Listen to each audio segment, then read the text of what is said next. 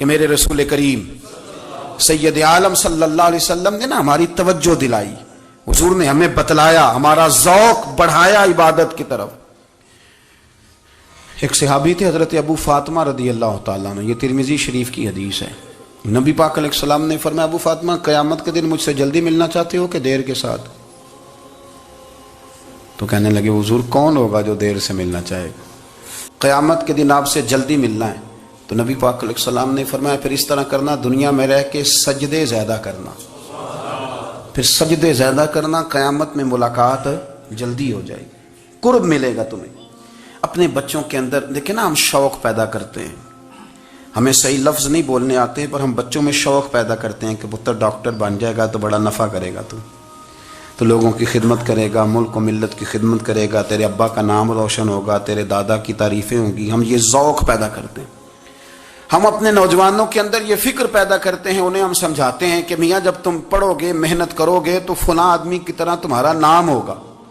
یہ جتنا ذوق ہم بچوں کے اندر ان چیزوں کا پیدا کرتے، ہمیں حکم ہے کسی طرح ہم ذوق پیدا کریں کہ پتر نماز پڑھے گا تو اللہ راضی ہو جائے گا، تو سجدہ کرے گا۔ دیکھیں نا میرے رسول کریم علیہ السلام نے فرمایا 7 سال کے بچے کو مسجد لے کے جاؤ، یعنی اسے شوق دلاؤ، اس کے اندر یہ خاصیت پیدا کرو کہ اس کا دل کرے مسجد میں جانے کا، اس کے اندر یہ خصوصیات لاؤ کہ وہ ہمارے ہاں نا ہر چیز کو پروموٹ کیا جا رہا ہے، ہر چیز کو یعنی سر سنگیت سکھانے کے لیے اکیڈمیاں بن گئی ہیں، ہر شے پروموٹ ہو رہی ہے، عبادت کا جذبہ کم ہوتا جا رہا ہے، اللہ کا ذوق ہمارے اندر نہیں رہا۔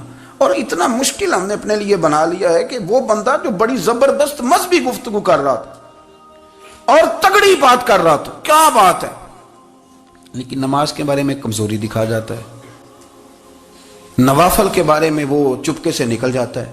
مسند امام احمد بن حنبل 14 جلدوں میں ہے مارکیٹ میں، اور مجھے تو خیر پسند ہی بڑی ہے، میں نے تو کئی دفعہ پڑھی ہے۔ اور کیا بات ہے امام احمد بن حنبل کی، حدیثیں جمع کرنا، حدیثیں لکھنا، حدیث پڑھانا، سارا دن رہتے تھے، کہہ سکتے تھے کہ میں کر تو رہا ہوں کام، اور حدیث بھی موجود ہے کہ عالم عابد سے افضل ہوتا ہے، پر اس کے باوجود امام احمد بن حنبل رحمۃ اللہ علیہ 300 نفل فرض نمازوں کے علاوہ پڑھا کرتے تھے، 300 نوافل روز پڑھا کرتے تھے۔ ان کے میرے رسول کریم سید عالم صلی اللہ علیہ وسلم اتنا پسند کرتے مسجد کو، اتنا پسند کرتے نماز کو کہ رسول کریم صلی اللہ علیہ وسلم تہجد کی نماز بھی پڑھتے، پھر حضور فجر کی نماز بھی پڑھتے، نبی پاک وتر کو الگ کر کے پڑھتے، عشاء کے ساتھ نہیں پڑھتے۔ یہ تو ہم اس لیے اجازت دی ہمارے بزرگوں نے کہ بعد میں اٹھے گا کون علیحدہ وتر پڑھنے کے لیے، عشاء کے ساتھ پڑھ لے، وتر پڑھتے، تہجد پڑھتے، فجر پڑھتے، اشراق پڑھتے، چاشت پڑھتے، پھر مغرب کی نماز کے بعد 6 رکعت اوابین پڑھتے، پھر رات کو صلاۃ اللیل پڑھتے۔ سیدہ عائشہ صدیقہ کہتی ہیں زمانہ سو جاتا اور میرے رسول مصلی بچھا کے کھڑے ہو جاتے، او یار کھیتی باڑی کر کے نہیں، محنت مزدوری کر کے نہیں۔ جناب عائشہ کہتی ہیں میں یہ بھی دیکھتی کہ حضور ایک آیت شروع کرتے تو ساری رات اسی کو پڑھتے، اور میری نظر جاتی تو قدم مبارک پہ ورم آ جاتا۔ یار نماز پڑھ کے اتنی مشقت کر کے، اتنی جد و جہد کر کے ورم آ گیا، یا رسول اللہ اتنی محنت کیوں کرتے ہو؟ فرمایا افلا اکون عبدا شکورا، کیا میں اپنے رب کا شکر گزار بندہ نہ بنوں؟ حضرت مولا علی شیر خدا کرم اللہ تعالی وجہہ الکریم کے زمانے میں روم کے بادشاہ نے کہا یار یہ مسلمانوں کا پتہ تو کرو، یہ آخر کیوں اتنے زیادہ مجاہد ہیں؟ اس زمانے میں جاسوس بھیجنے کا مزاج تھا، اب تو جاسوس پکڑا جاتا ہے، تو جاسوسی کی جاتی تھی۔ اس نے بھی جاسوس بھیجے، کیونکہ قبیلوں کے لوگ تھے، کچھ مسلم کچھ کافر، پہچانے نہیں جاتے تھے لوگ، تو کچھ لوگ اس نے بھیجے، انہوں نے آ کے نا تحقیق کی، ریسرچ کری کہ آخر ماجرا کیا ہے، تو واپس جا کے انہوں نے رپورٹ دی نا روم کے بادشاہ کو۔ اس رپورٹ کا ایک جملہ بڑا شاندار ہے، وہ کہنے لگا بادشاہ ہمیں مسلمانوں کی کوئی سمجھ نہیں آئی، ہمیں کوئی سمجھ نہیں آئی۔ انہوں نے کہا بھی کیوں نہیں سمجھ آئی؟ کہنے لگے یار عجیب بندے ہیں، جب رات مصلے پہ بیٹھتے ہیں تو یوں لگتا ہے ان کا دنیا سے رشتہ ہی کوئی نہیں، کوئی کسی کو نہیں جانتا، کوئی اپنے دکھ سنا کے رو رہا ہے، وہ اپنی بات کر کے رو رہا ہے، لگتا ہے کہ ان کا کوئی رشتہ ہے ہی نہیں جب مصلے پہ بیٹھتے ہیں۔ اور فرمایا جب سویرے یہ جہاد کرنے نکلتے ہیں تو لگتا ہے ان سے زیادہ دلیر ہی کوئی نہیں، حالانکہ جو مسلوں پہ رونے دھونے کے لوگ ہوتے ہیں وہ کئی دفعہ جہاد میں کام نہیں کرتے، لیکن عجیب لوگ ہیں کہ رات کے راہب ہیں، دن کے مجاہد ہیں، کوئی سمجھ نہیں آتی. میرے عزیز ان لوگوں نے مسلح آباد کر کے رکھا. حضرت عائشہ صدیقہ رضی اللہ تعالیٰ عنہ فرماتی ہیں میں نے نبی پاک صلی اللہ تعالیٰ علیہ وآلہ وسلم کو نا مرض وصال تک دیکھا ہے، حضور کے وصال تک، کہ حضور قرآن پاک کی آخری 2 سورتیں پڑھ کے سورت فلق اور ناس اپنے ہاتھوں پہ پھونکتے تھے، پھر جسم پہ ملتے تھے. قرآن پاک میں شفا ہے. اب تو لوگوں نے دم درود کو نا اس کو بڑا ہلکا سا کام سمجھ لیا. ویسے بھی یہ عاملوں کے ہتھے چڑھ گیا، ملنگوں کے ہتھے چڑھ گیا، کاروبار بن گیا، تجارت بن گئی. ورنہ قرآن پاک کی آیات پڑھی جائیں تو حضور نے فرمایا سورہ فاتحہ میں شفا ہے، اس میں کرم ہے. یہ چیزیں جو بڑی ہمارے لیے سود مند تھی، فائدہ مند تھی، ہم چھوڑ گئے. میرے نبی کریم علیہ الصلوۃ والسلام نے مصلے سے دل لگانے کا درس دیا. حضور نے توجہ دلائی. صحابہ اس ذوق کے حامل لوگ تھے، وہ کوشش کرتے تھے. جناب صدیق اکبر رضی اللہ تعالیٰ عنہ کا عبادت کا مزاج ہمیشہ قائم رہا. حضرت عمر فاروق ساری رات اللہ کے حضور کھڑے رہے. حضرت عثمان غنی رضی اللہ تعالیٰ عنہ عشاء کی نماز پڑھ کے 2 رکعتوں کی نیت باندھتے تھے، 15 سپارے پہلی رکعت میں پڑھ دیتے تھے اور 15 سپارے قرآن مجید کے دوسری رکعت میں پڑھ دیتے تھے. آپ نے نا حضرت عمر فاروق کے وصال کے بعد ان کی ایک بیوہ سے نکاح کیا. حضرت عثمان غنی نے نکاح کیا. وہ خاتون آپ کے نکاح میں آئیں تو عرض کرنے لگی امیر المومنین میرے لیے یہ اعزاز تو بہت ہے کہ میں امیر المومنین کی بیوہ تھی تو امیر المومنین کی منکوحہ ہو گئی ہوں، لیکن حضور نہ تو میں جوان ہوں کہ میرے اندر رغبت ہوتی اور نہ میں اب اس قابل ہوں کہ کوئی خدمت کر سکوں. میرے ساتھ نکاح کی وجہ کیا بنی؟ تو عثمان غنی رو پڑے. فرمانے لگے میں نے عمر فاروق کو مسجد میں اپنے رب سے ڈرتے ہوئے دیکھا ہے، میں نے اسے روتے ہوئے دیکھا ہے، عدل کرتے دیکھا ہے، انصاف کرتے دیکھا ہے، امت کی خیر خواہی کرتے دیکھا.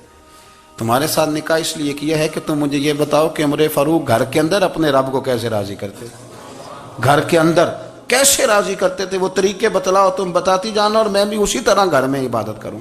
میرے رسول کریم علیہ الصلوۃ والسلام نے ارشاد فرمایا. حضور فرمانے لگے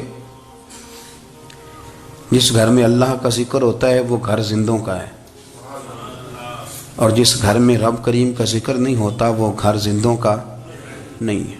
جمعے کی نماز پڑھ کے یوں دنیا بھاگتی ہے، او ہو پتہ نہیں کون سی پیچھے آگ تھی جو بجھائی جائے گی. اور آج تک لوگ مسئلہ پوچھ رہے ہیں کہ جمعے کی بعد والی سنتیں کتنی ہوتی ہیں. میں نے کہا کتنے سال ہو گئے جمعہ پڑھتے، کتنے سال ہو گئے، ابھی تک سنتوں کا نہیں پتا. ابھی تک نے علم کے پہلے کتنی رکھتے ہیں اور بعد میں کتنی رکھتے ہیں.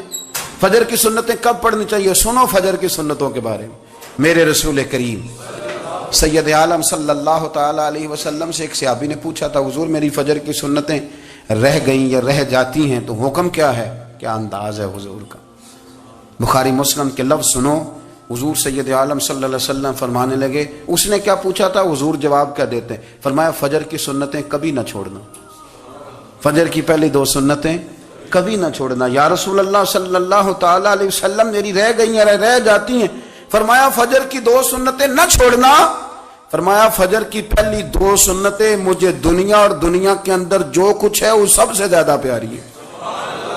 فجر کی 2 سنتیں دنیا اور دنیا میں جو کچھ ہے مجھے وہ سب سے زیادہ پیاری ہیں، اس لیے فجر کی سنتیں نہ چھوڑنا. اپنا ذوق، اپنی طبیعت. پیر مہر علی شاہ صاحب رحمت اللہ علیہ آپ تشریف فرما تھے تو آپ کے ایک ہی بیٹے بابو جی جن کو کہا جاتا ہے، جس دن صاحبزادے پیدا ہوئے تو خادم نہ وہاں سے نکلا. ان لوگوں کے شوق اور طرح کے تھے نا تو ان کی توجہ بھی اپنے شوق کی طرف رہتی. تو خادم نکلا اندر سے، پیر صاحب مبارک ہو، پیر صاحب مبارک ہو، پیر صاحب مبارک ہو، پیر صاحب مبارک ہو. شور کر رہے ہیں تو پیر صاحب کو وجد ہو گیا. اللہ اکبر، اللہ اکبر، اللہ. وہ کیا ہوا؟ کس بات کی مبارک دے رہے ہو؟ عرض کی حضور اللہ نے بیٹا دیا. تو آپ فرمانے لگے اچھا حضور آپ کیا ہوا؟ آپ تو پریشان ہو گئے. فرمانے لگے جب تو نے 3 دفعہ کہا نا مہر علی کو مبارک ہو تو میں سمجھا تھا شاید تجھے کسی نے بتا دیا ہے کہ مہر علی سے اللہ راضی ہو گیا. میں سمجھا تھا کہ شاید تو یہ خبر لے کے آیا ہے کہ کسی نے بتایا ہے کہ مجھے آج خبر ملی ہے کہ مہر علی سے رب اچھا پتر ہوا ہے. الحمدللہ اللہ کا شکر ہے. پر میرے لیے مبارک کا دن وہ ہوگا جب میرا رب کہے گا کہ میں مہر علی سے راضی ہوں. میرے محبوب کہیں گے کہ میں مہر علی سے. آپ بات کو سمجھیں. شوق ہی کسی اور طرف تھا، دل ہی کہیں اور لگا ہوا تھا. ربی کہتے ہیں میں بڑی دور سے سفر کر کے گیا حضرت اویس کرنی سے ملنے، بڑی دور سے، اور جب میں پہنچا تو فجر کا وقت تھا، تو حضرت اویس کرنی کو میں نے پا لیا، تو وہ نماز پڑھ کے نا قرآن شریف لے کے بیٹھ گئے۔ فرماتے ہیں اشراق چاشت کا وقت ہوا تو نفلوں کی نیت باندھ لی۔ محدث ابن الجوزی نے لکھا ہے، فرماتے ہیں پھر جب زوال کا وقت ہوا تو مسجد میں جھاڑو دینے لگ گئے، زور کی نماز پڑھ کے تو عصر کی تیاری تک وہ مسجد میں بیٹھے رہے، اور میرے نبی پاک علیہ السلام نے فرمایا جو نماز کے انتظار میں بیٹھا ہو وہ نماز ہی میں ہے، وہ نماز ہی میں ہے۔ فرمایا میری دنیا، میری امت کی جو رہبانیت ہے نا وہ اتنی ہے کہ نماز کا انتظار کرے، اذان کے بعد نماز کا یہ راہب ہے، یہ اس وقت چھوڑ کے بیٹھے ہیں سارا کچھ۔ فرماتے ہیں عصر تک انہوں نے اللہ اللہ کی، پھر مغرب تک کی، عشاء کی نماز ہوئی تو نماز پڑھی تو وہ تھک گئے، اب مجھے وہ فارغ ہوں مصلی چھوڑے تو میں ملاقات کروں نا۔ پھر انسان تھے تھک گئے، نیند کا غلبہ ہوا تو تھوڑی ایسے آنکھ بند ہوئی تو کھلی تو رونے لگے، حضرت ویسے کرنی رو کے کہنے لگے مالک مجھے غافل تو نہ کر، ابھی میں نے کیا بھی کچھ نہیں، دن ختم ہو گیا، کوئی نفل نہیں، کوئی اللہ اللہ نہیں، اللہ مجھے غافل نہ کر، میری مدد فرما۔ فرماتے ہیں جب وہ روئے تو میرے ساتھ جو شخص تھا میں نے کہا اٹھو چلیں، کہنے لگا حضور ملا نہیں، فرمایا جو میں لینے آیا تھا وہ مجھے مل گیا ہے، جو میں ان سے سیکھنے آیا تھا وہ مجھے نصیب ہو گیا، اب اور میں نے کیا لینا، ختم ہو گئی بات، اٹھو چلیں۔ اللہ کے بندوں نے حضرت ربیہ بن کعب اسلمی رضی اللہ تعالیٰ عنہ فرماتے ہیں، کہتے ہیں جب بنو قریظہ اور بنو نذیر یہودیوں کے ساتھ حضور علیہ السلام نے جنگ کا اعلان فرمایا تو وہ دشمن ہو گئے، ہمیں خطرہ تھا کہ وہ رات کو کہیں محبوب کو تکلیف نہ دیں، تو کچھ لوگ نا تلواریں لے کے نبی پاک کے دروازے پہ پہرے داری کرتے تھے۔ گن مین رکھنا حرام نہیں، اگر کسی کو واقعی خطرہ ہو تو اس کے لیے سنت بھی ہے۔ حضرت علی المرتضیٰ تلوار لے کے حضور کے گھر کا پہرا دیتے تھے۔ حضرت ربیہ بن کعب اسلمی رضی اللہ تعالیٰ عنہ فرماتے ہیں کہ رات میری ڈیوٹی تھی کہ میں حضور کے گھر کا پہرا دوں گا، تو فرماتے ہیں میں باہر سن رہا تھا، ساری رات ہی میرے نبی پاک نے اللہ کی تسبیح پڑھی، ساری رات، کبھی تسبیح، کبھی تحلیل، کبھی تحمید، کبھی تکبیر، ساری رات۔ فرماتے ہیں ساری رات حضور پڑھتے رہے اور ساری رات ہی میں سنتا رہا، مجھے اونگ آ گئی، میری آنکھ لگ گئی، حضور ابھی پڑھ رہے تھے، میں تھک کے سو گیا، اور فرماتے ہیں جب میری آنکھ دوبارہ سے کھلی تو میرے کانوں میں پھر کوئی چیز گونجی تو میں نے کان لگایا تو میرے حبیب ابھی بھی اللہ کو یاد کر رہے، ساری رات حضور رب کی عبادت کرتے، اسی لیے تو کہا یا ایھا المزمل قم اللیل الا قلیلا، حبیب ساری رات تو نہ جاگا کر، تھوڑا آرام بھی کر لیا کر۔ یہ جو نشہ تھا نا عبادت کا، یہ میرے رسول پاک کی چاہت ہے، یہ میرے نبی کریم علیہ السلام کی۔ آپ دیکھیں نا حضور مہینوں جا کے غار حرا میں بیٹھتے، کیا وہاں تبلیغ کرتے تھے، کوئی کتاب لکھتے تھے؟ رسول کریم علیہ السلام مہینہ رہتے غار حرا میں، کوئی نہ مجھے دیکھے، کوئی نہ مجھے ملے، حضور یہاں کیا ہے؟ فرمایا میں اپنے رب کی عبادت کروں گا۔ نبی کریم علیہ السلام نے سجدوں کے ساتھ پتھروں اور پہاڑوں کو آباد کر دیا، سجدوں کے ساتھ۔ صلاح الدین ایوبی، ایک بزرگ سے ملاقات ہو گئی، بیت المقدس پر قبضہ تھا عیسائیوں کا، تو صلاح الدین بڑے پریشان تھے۔ بابا جی کہنے لگے پتر کیا ہوا؟ کہنے لگے حضور پتہ چلا ہے دشمن کے 2 بحری بیڑے اسلحہ لے کے آ رہے ہیں، مسلمان پہلے ہی کمزور ہیں، اور اب اگر 2 بحری بیڑے اور آ گئے تو حضور مسئلہ بن جائے گا، تو میں پریشان ہوں کہ کس طرح یہ کم مسئلے والی ہماری فوج ہے کیسے مقابلہ کرے گی۔ تو بابا جی کہنے لگے پتر اس طرح کرنا، آج رات تو بھی دعا کرنا اور میں بھی کروں گا۔ تو بندہ جب دکھی ہوتا ہے تو سجدہ کرتا ہے تو پھر ہی تو مصلی بھیگ جاتا ہے، پھر ہی تو مزہ آتا ہے۔ سکھی بندہ تو کعبے جا کے نہیں روتا، دکھی تھے، تکلیف تھی، تو سر رکھا سجدے میں تو تڑپ گئے۔